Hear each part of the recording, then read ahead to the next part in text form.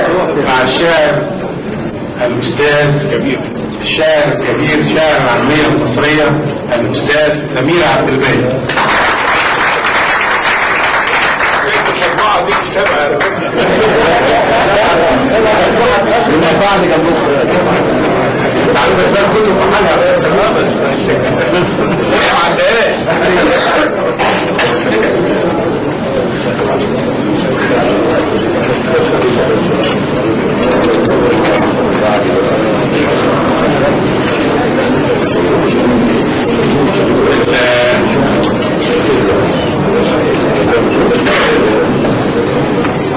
الحقيقة أنا مش قادر أخبي فرحتي بيك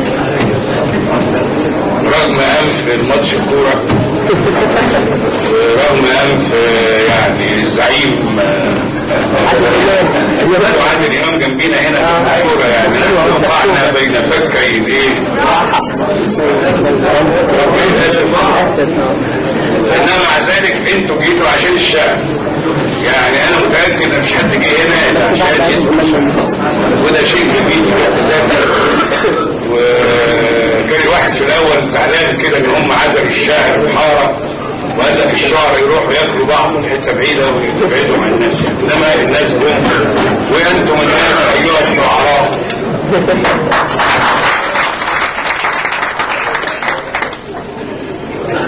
انا اعتذر للسيدات الموجودين لاني بستخدم هنا لفظ يمكن هم يفكروه اهانه للمراه، لكن هو لفظ شعبي جميل اللي هو المراه. المراه ده كلمه جميله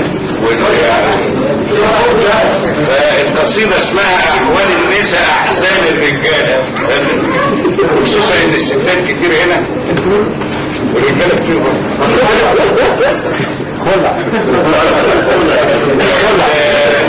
المرأة مش مصورة،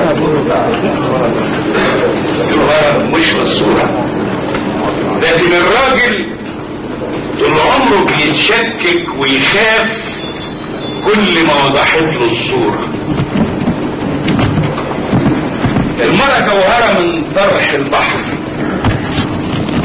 تلعلع ألوانها الطبيعية وتبرق تزاغل العين الناس، والراجل أنواع معظمها زي الفحم الحجري، أحيانا بظروف غير طبيعية يجوهر يصبح ماس.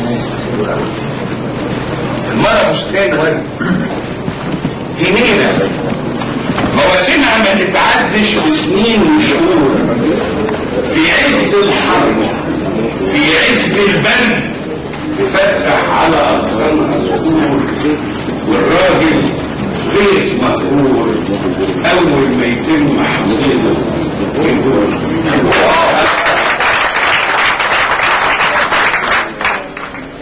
المرأة جوه سبيل الحب أستاذ الجامعة.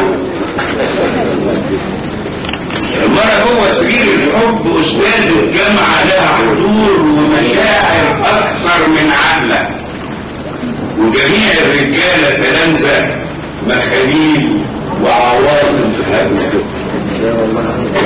المرأة لو فيها شك تعلن حالة الحرب في كافة ممالكها العلنية والسرية، والراجل يوم ما يحب يسلم كافة خططه الحربية وخرائط عمره السرية لأول ست تخطى حدود مملكته. المرأة نشيد الحرية،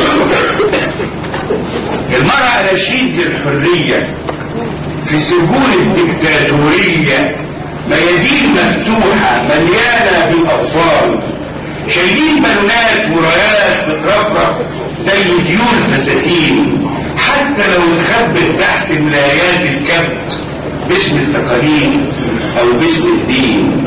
اهات اشواقها عافية وصريحة وبعيد عن حضارات السبعين، في عز الصمت تعدى كل ما مر عليها الوقت، زي الموسيقى السيمفونية واساطير اليونانيين، والراجل دندنة شرقية سماعي على العود في طقطوقة قديمة عن عاشق عمر ما كان له وجود، التخت بيعزفها ليلاتي ويعيدها زي ما هي تاني وتالت ولغايه ما يتصلصل فسقف له السميعه وتجملوا القعده لاجل الناس الحلوين. المرأة اللي بتعمل نفسها كوبري وجسمها لطموحها معديه حتى ولو باسم الإنسانية أو من أجل الحرية لازم تتحمل مشاوير الرجالة الرحالة من شرق لشرق.